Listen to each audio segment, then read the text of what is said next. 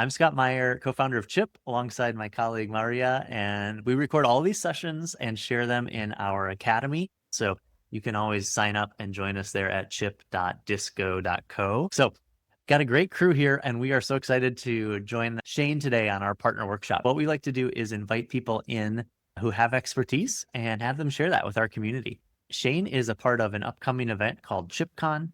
So ChippCon is our user conference in Fargo, North Dakota on July 21st and 22nd. Anyone joining us in Fargo or online is going to be able to hear a little bit from Shane. So I'm going to have Maria drop the link in the chat for the online sign up. If people can't come in person, you can register to watch the live stream. Shane, welcome. Thanks for joining us from Saginaw, Michigan. Tell everyone what's happening in Saginaw today. Not a typical location, much like What Fargo. is happening? I mean, it's beautiful in Saginaw. It's muggily hot, which is unfortunate. But I mean, we live right across from a tourist town called Frankenmuth, which some people in the Midwest might know of. We're gearing up for a big festival weekend, which starts with fireworks on Thursday and then probably has the town go from 5,000 to 100,000 people overnight. So we're prepping for that and also leaving. We go see the fireworks and we disperse. Well, I always say in Fargo, it's great because there's not a lot to do besides building. You are actively building a company called Swept AI alongside Amy. Tell us what Swept does. Swept is ultimately trying to add a trust layer to any of our agents and agentic systems we're building, whether it's something like Chipp or you're doing it on your own. These systems are not going to be perfectly consistent all the time. We bring in a layer that helps you get the confidence to deploy it to your whole company, the whole world, and then to make sure once it's there and it starts to do things you weren't expecting as real people start interacting with it, you can keep it safe and trusted in the long term. Well, that's why Chip's excited to learn from you as well, having expertise on a layer that people have a lot of questions about, which is how do I make sure this is actually correct, or at least close to correct. Would love to kick it over to you, and you can teach us a little bit about accuracy, evals, and everything else we need to know as we build AI tools. So take it away, Shane. I'm going to screen share, though I will say I am notoriously bad at remembering to advance slides. So let's try to get this right today. We'll see. And while he's speaking, I'll be watching the chat. So feel free to drop questions in and I'll just interrupt you, Shane, if you need anything. Perfect. That would actually be fantastic. We're going to spend a little bit of time storytelling today. We'll give you a bit of history of what started Swept and why that matters to you all. Like Scott said, Amy and I are here for questions interspersed or at the end, whatever works for everyone. Especially with the recording, we'll ask this question a little bit differently, but I know how many of you, maybe show of hands emoji, just think to yourself because you're watching this days or weeks later. Have I ever hired an intern and then just said, good luck? Hopefully none. That's probably great here. That's kind of what we're doing anytime we're using AI and we're not giving it proper supervision. We're essentially treating AI today like it's some type of seasoned professional that's been doing this for years. The actuality is it's kind of more like this brilliant, eager high school or college intern. They've got infinite potential, absolutely no experience, and they're entirely capable of burning down the office if you leave them unsupervised. They just don't know what they don't know. And recognizing this over the last 20 some years of doing various AI before it was cool with Gen AI really led us to found Swept. The real catalyst where this started for us to become real was back in 2023, the National Eating Disorder Association put out an AI chatbot that they left completely unsupervised and had just catastrophic results. And it wasn't just to their organization, but they were legitimately trying to help people, and they ended up having their AI harm them. They had a labor dispute and dismissed an entire helpline staff, 200 trained volunteers, a handful of paid supervisors, and just put an AI chatbot because they thought that was the thing to do and just released it. What possibly could have gone wrong here? In less than 24 hours, the chatbot was telling these vulnerable teenagers seeking help with an eating disorder, and the bot is telling them, here's how you can lose weight. And the question we have is, why was it doing that? It was trained with all this great information, a knowledge base of all these tickets they had over the years for helping teens. But then they had this one little extra reward in its instructions called keep conversations short. The reason they want to do that, they needed to save money because of the labor dispute. And so this conflicting goal had this bot learn very quick. The fastest way to get teens is to give them harmful advice. They'll jump off immediately. Save tokens, save money. It's terrible. Saved costs, but it didn't do what it was supposed to in folks' minds. But the reality is, it wasn't really a bug. It was doing exactly what it was incentivized to do. And so that's where Amy and I, after reading about this disaster, looked and said, great. Suddenly, AI is no longer gate kept by data scientists and engineers. It's going to bring a lot of new things for us to do. But we have the ability and potentially here now the responsibility, at least the knowledge, to make sure that people have the tools to keep it from weaponizing AI on their own customers or their patients or whatever they need. And that's why we developed Swept. What does it really mean when we're saying supervised AI? What does that really mean? We do it through 3 concrete practices, which we're going to help bring to Chipp for you all. The first step is assessment. It's thoroughly understanding what the AI can and can't do. We don't just trust the marketing or sales or even what the AI is showing us it can do. We actually have ways to fully assess your systems and tell you where the cracks and edge cases are so that you can either fix it, prevent it, whatever. The next step then goes to optimization. That's where you can automatically improve your prompts, change what models you're using, set a specific level of performance for your AI, and then optimize it to get to the point where you are comfortable. A lot of times we don't always think about the trade-off between doing the best job and how much that costs. So that's another thing where you can really help and optimize based on where the system's going to be deployed and what it's doing. And finally, once you've assessed and optimized it to the point you're ready to put it in production, having continuous observation, oversight, all of our systems underlying are trained off of human data. There are weird edge cases that we won't predict. There are ways the AI can drift, which means it can start to behave differently as it encounters new, novel ways of being interacted with. But you want to catch these before the AI gets confused and it spirals out of control. Had National Eating Disorders Association had observation up front, they could have caught in the first 2 or 3 where this bot started experimenting with harmful things instead of waiting till it completely blew up on them. So that's ultimately what we do. We have a client, Forma Health. They're one of our first partners, and they needed to essentially prove that their AI could be used within clinical research. So they provide access to rare disease research for patients. And the stakes were very high here. They needed to ensure not if it was hallucinating, but how they were going to catch if it was hallucinating and make sure that didn't go somewhere, because that's going to remove patients' access to potentially life-saving or at least life-bettering research. So we ultimately we assessed their system, found, unfortunately, they had this hidden bias that they wouldn't have detected around seizure pain. For whatever reason, ChatGPT 3.5, when they were using it, had this bias to discount seizure pain of patients. Didn't matter if it says it was the worst seizure I ever had. On that 1 to 10 scale you might get in the doctor's office, the AI didn't care. It was always a 1 or a 2 every single time.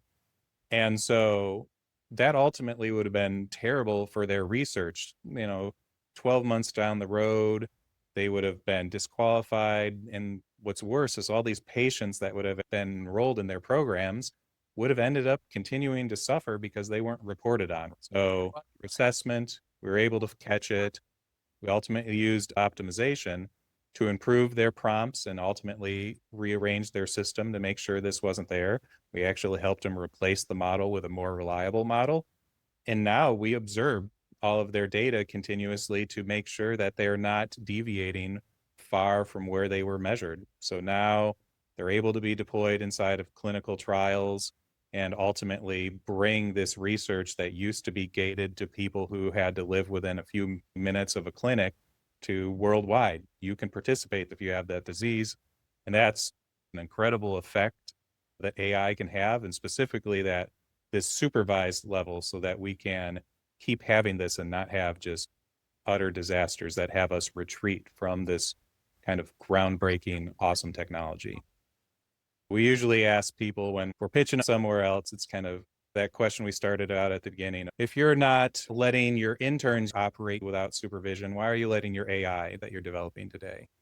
We don't believe it's a question of should you or should you not use AI. We're firmly in the camp of you should use AI and you should stretch it to the limits to see where it can really enhance everything.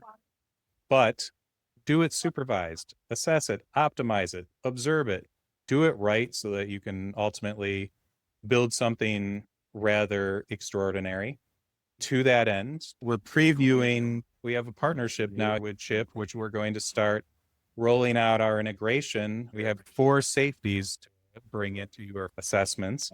The first is to allow you to build with more confidence out of the template marketplace. So we're assessing all of the templates to say what they're good at, where you might need to look so that you can ultimately build from high quality, tested for safety, trust, and privacy. Then we can move into optimization, experimenting with different models much more easily so that you can say, what's the best model given this thing I'm trying to do?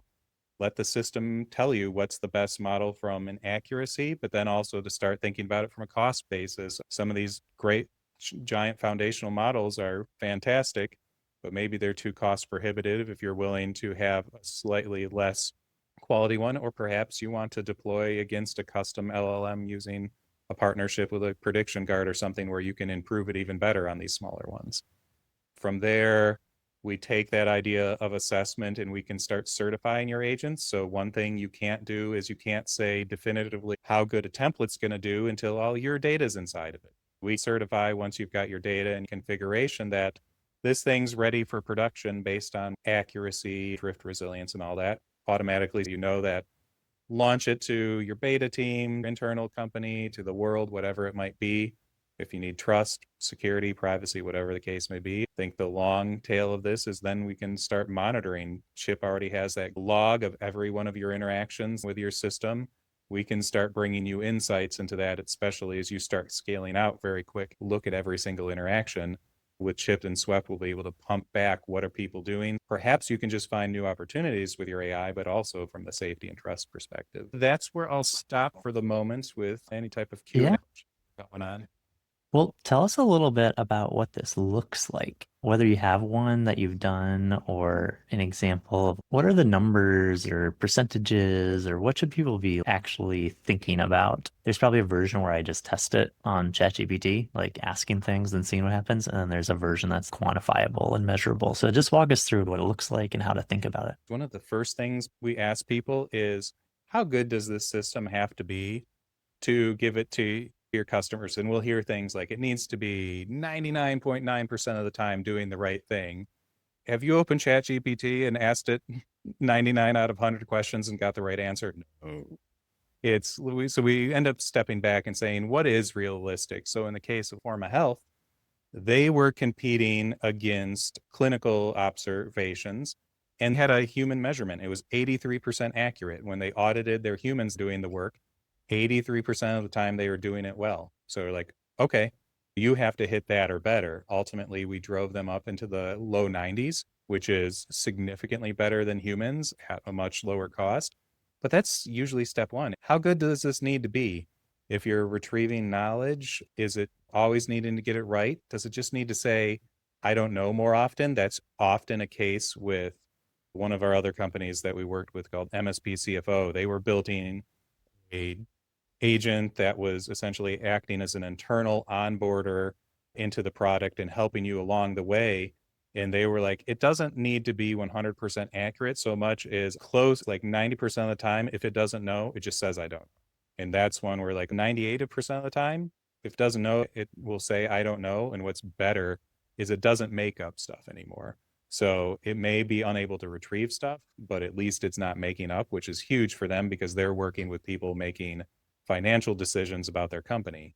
Better to say, I don't know, than to just bring something up. So that might be, they're okay with about 85% of the time it finds something, as long as the rest of the time it says, I don't know. To your point, Scott, a lot of times we can just look at ChatGPT and say, that's a good answer. Maybe it's not.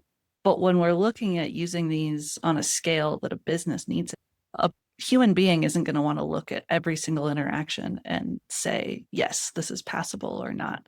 That's why we like to joke that we use math, not vibes, to test these systems so that when you do deploy them, you can trust them. What are some of the hacks you found to improve performance? Like, if we're just telling people here, sometimes in my prompt, I say things like, if you don't know an answer, it's okay, right? Or things like that. So like, are there some go-tos, or, you say you're using math, but like, are there things that you see always make a quantifiable difference, whether it's in the file types or the prompt? One of the biggest one is picking the right examples, and picking examples that are indicative truly of how your people will use it and how you want the system to come out.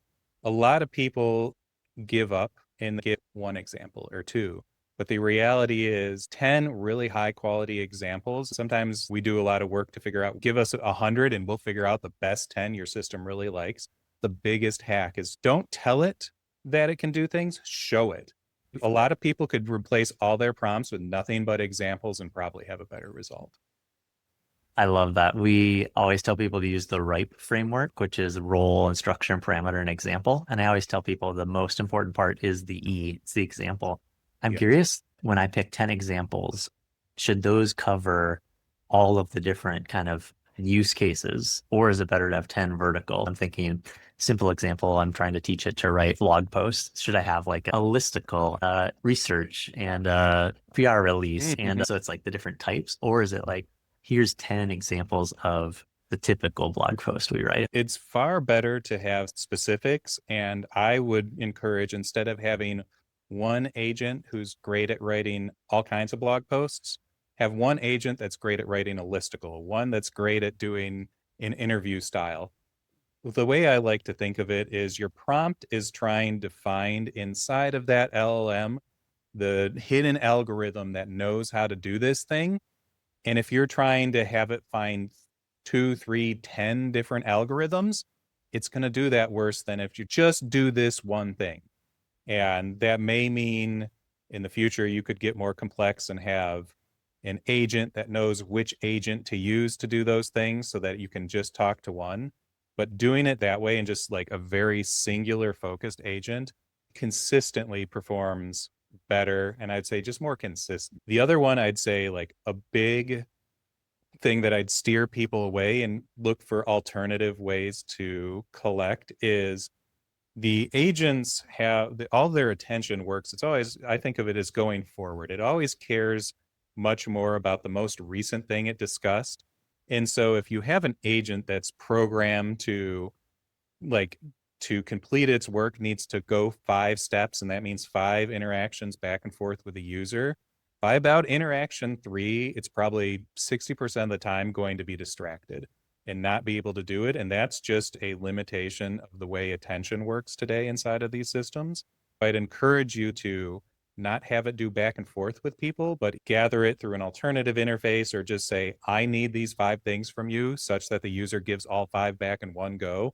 You'll get far better results. Just get your information, because these systems are not great about remembering a checklist without some overriding agent helping them. That will get you better results than just back and forth. That's a recent paper. I've seen the same thing with specificity, having more specific agents. There's always this tension between UI and having one interface versus lots of places. So I think that'll be something we're thinking about with Chipp, is having essentially the chip to chip interaction where you have a router agent or a concierge. It goes to the right person based on the request. You can do that now, but you have to manually set it up as an API to this agent or that agent. Like a tool call. I'm really fascinated by that attention idea, because typically I find most people set it up as a text conversation, right? Like short back and forth. So you're saying it's actually better to have fewer messages so it has fewer things to remember?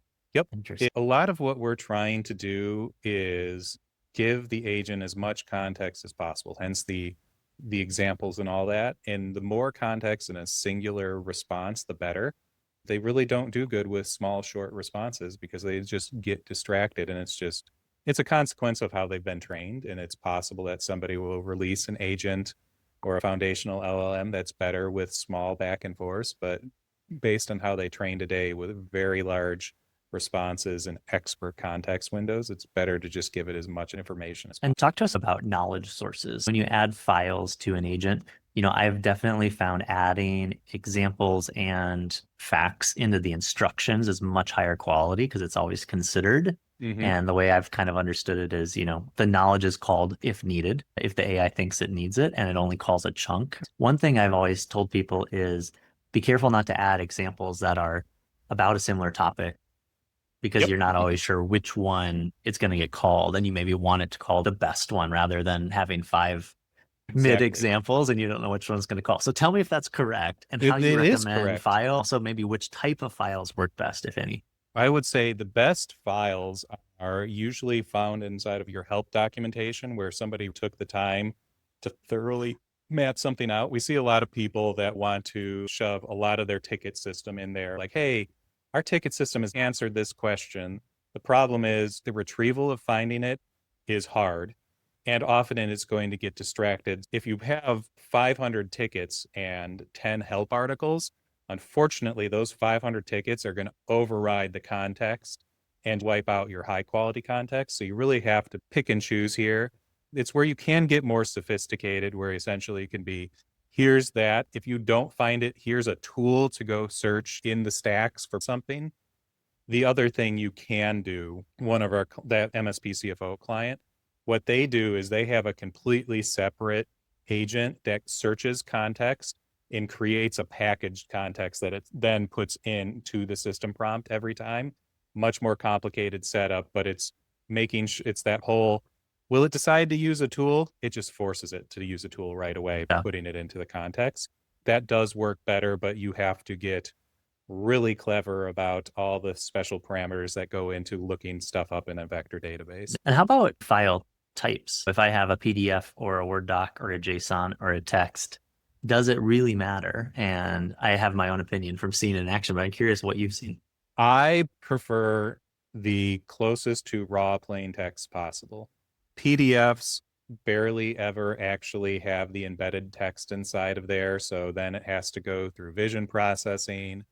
DocX, those, they can be good, but half the time you're going to see them go write code to try to read these things because they don't quite know, which just ends up with more context and more chances for it to drift away from what you're doing because it's going to look like what goes inside of their prompt. In my opinion, somebody posted something about CSV. I find that it gets extremely distracted and doesn't understand to the point where we either provide it tools to read that kind of data in a structured way, or we are just going to write a program to use this CSV because it will get distracted. Our first client was trying to put gigabytes of CSVs and hope it could find a needle in a needle stack, and it couldn't. It just got distracted and made stuff up. So that's where we want concise, really rich data. We don't want to just throw a bunch of stuff and hope it can find that. It needs to be structured. And the way I think of it is, it's an intern. You really need to spell out how to do it. And you're not going to just give an intern a spreadsheet and say, good luck, find a coincidence in here for us. Yeah. And one thing we think about was, too, yeah, go ahead. Amy. if anybody comes from a web design background and learned about accessibility on the web, you learned that images are really difficult for folks that need to use screen readers or any other type of alternate web page viewing. The same is true for LLMs. So if you think about it, you're creating documents with an accessibility mindset, you'll have a lot more success. Yeah. Well, Emily, Mark, Maria, would love for you to jump in with questions. You can put them in the chat or just unmute. But Shane, you feel pretty negative. It seems like you kind of hate LLMs. So tell us something positive. What are they actually good at? I think they're extremely cool because they have hidden within them all these functions that we could never write. And they're just hidden in there. and we can extract them. The layperson can. It doesn't take expertise. It's super cool. The only thing we have to, like, I'm always was like, just make sure that we do it safely, because they can, like, they don't know any better. They're not humans. They're well intentioned to do whatever we want. I've been in early startups for 15 years. The amount of cool things Amy and I can do right now as a small team is crazy. I love things like Claude Code. I was super skeptical. Copilot's been great for years, but it's not that fancy. Claude Code completely changes my mind on things. There's just stuff that used to take so much time that's instantaneous, and we can really focus on the cool, hard problems now. Yeah, that's And amazing. also, Well, like, any to go back question? to Yeah. the healthcare startup that we talked about earlier, they are able to get folks into clinical trials who don't live in major metropolitan areas. So they're actually able to extend medical research just by using the power of LLMs. When we think about the possibility of what we have in our hands here, it's really magnificent. But, you know, I think it's good that Shane is a little bit negative about these things and keeps them in check. No, that's good. And I think part of it is what we're trying to solve at Chip, which is if you are using it yourself, you can ask more questions and know if things are off. The challenge is when I'm building an AI for my customers or colleagues and they're just using it, right? They have no idea what the prompt is or the files. They just want an answer. That to me is a big problem to solve, what I call team AI. How do we use this in collaboration and all get somewhat similar results instead of wildly different? I always tell people, imagine the AI is trying to guess the middle of the bell curve of what the next word is. And if the bell curve is really wide and big, there's a lot of possibilities. And if it's really narrow and specific, it'll be highly accurate. So that's what examples will get you to. So let me pause there and see if there's other questions from the audience. Otherwise, I can continue. Anything, David, Maria? I know you guys are struggling with some of these issues for clients too. CS3 is my worst nightmare, honestly. It's always a project, but it's good to hear from you as well. It's not just me not being able to make it work. It's the way that they're trained. I love the intern analogy, and I use that a lot. I'm like, you wouldn't shove all this and give like really comprehensive guidelines to a human. So just like treat it as a human. What would you explain to a human you were going to? I love that analogy. It really works. I have a question around the more technical side of doing all this. I work mostly with coaching and coaches and human-centric tools. I'm curious about the idea of rapport. For example, a lot of the tools or sessions we're building with AI, the most important part is that the AI maintains rapport. So it doesn't hallucinate on facts that the person has shared. For example, if you imagine you're sitting with a coach and they start talking about something you haven't shared with them, you just realize they weren't listening and then you stop trusting them. So I'm curious about how you approach that within this angle, because obviously losing that trust is the key thing you're trying to prevent, right? So just curious to hear your thoughts on that. Yeah, it really depends. And that's when I think about how you're setting up your prompts and where Chip can help. A lot of times we're giving memory access via tools. So it's not in the context and it's got to go look it up. Using Chip to somehow flag key points as it's coming in and then making sure that's set in context versus tools is a big one. Whether you're using something like SWEP to test it or you're testing your own, it would really be, let's do some multi-turn things where we're talking, back and forth, whatever the average conversation is for you. And then let's ask it just point blank, a very specific question, because if it can't find it at point blank, we know it's not going to do it subtly when it recognizes it. That's usually just step one. And that's where you can then start tuning how it gets access to memory. There's a lot of research that I would say is still cutting edge about giving systems access to memory. I was just talking to some researchers last Thursday where they're trying to make a generalized system so people can use it. But the reality is that one's really hard right now. It's just not, these systems aren't built for it. But if you can test it and you can figure out ways of even just giving the person the ability to note it somehow or go back through and re-look at it, maybe that's the actual coach's job, is to go flag things through a report. That's the kind of stuff you're going to need to do because today's systems are not yet that capable. They're darn close, and some of the bigger ones are if you've got huge context windows you can put everything into. But the reality is it's just not quite there. The way that we're approaching that right now is that we always have a closing statement to reflect back. So like, this is what I've heard you say. Do you agree? Is there anything you'd like to change? It's also a coaching technique to make sure that you've understood. But yeah, it's super interesting. I'm really looking forward to see how those kind of graph, more like complex ways of thinking is going to improve in the future, because it should be incredible when it starts to be really good at doing that. Thank you. Lastly, David, anything on the compliance side as we think about the legal ramifications? I know you just had a post about the new court case. How do we think about what Shane's talking about in the context of compliance? Is there a point where it's accurate enough that we can say it's good to go, or how do we think about it? Yeah, I was listening to Shane, and it sounds a lot like AI governance. Did you say that? No, Yeah, exactly. I think we're a leg of AI governance. Yeah. And so a couple months ago, I was in contact with this guy here from Mexico, and he provided this service. He named it algorithmic evaluations, he said. But basically, he explained that to me, and it was governance, but he used math. It sounds a lot like what you were describing. I just can't understand. Because I'm a lawyer, I'm not an engineer, that I can't understand how would that be evaluated? Or what parameters would you use to evaluate it? I would be curious to hear from you. It would be interesting if you want to share. Totally. Yeah, we can share. When I think of legal cases, at least in the US, a lot of times the lawyer is starting from a point of view of like, this is my client or whatever, and this is the ultimate thing. And now I'm going to go search for case law that backs me up and says that. We saw somebody trying to do that in the medical field, where they're like, we're going to have the AI create a diagnosis, and then we're going to use some other AI to go find the things that back it up.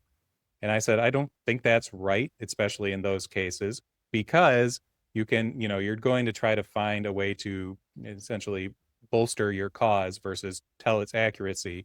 And so what we do is we actually go back and start at those we call them groundings, which I think a bunch of other people do too, of like, what are the groundings?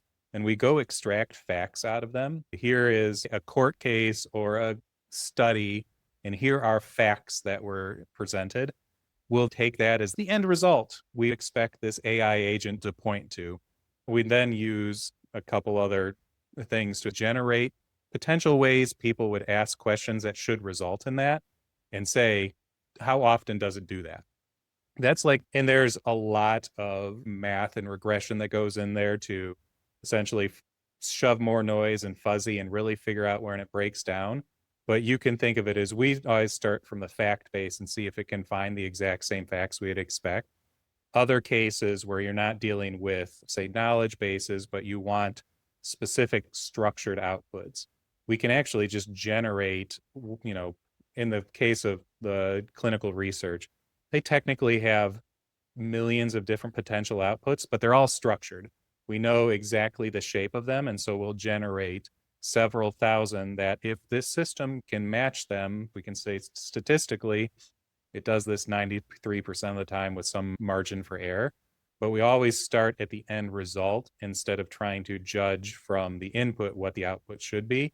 One opinion we have is that today, evaluation systems like ours are pretty sophisticated and might be able to do better than your first naive prompt. In the long run, your prompts and agents are going to get smarter than the evaluation systems. So we have to start at the end result of, this is what you should get, and try to figure out how you get there. That's how you do actual tests for humans. So that's how we do it here, such that we're not trying to say we're smarter than your system under test at doing your job. We're just going to see if you can do your job. Yeah, that's really interesting. I published an article 2 or 3 months ago about the AI officer in the organization. And in my opinion, in the near future, every serious organization that is planning to deploy AI systems will need to have a team, or team of engineers, lawyers, or just maybe just one lawyer, one engineer that needs to be in charge of this specifically, of evaluating the results of the AI deployed, safety and being compliant. And reduce liability of them because they are like they are liability. They present a potential means every time you deploy an AI system. So I mean I agree with you 100%. The difference is in my opinion maybe I don't see AI as bad. I see the users. The users are the like the problem in the loop, to my opinion. I mean, The humans AI are most control. likely the problem. We're abusing it by trying to break it, or we're abusing it by not properly putting guardrails and tests in place. It's usually the human. In the end, this is just a tool. It's just math. It's our responsibility to do it right. If we don't, we're probably just not going to be in business very long. We're going to hurt somebody and we're not going to stay in business. So do it right. The long term is much more important than that short term burst.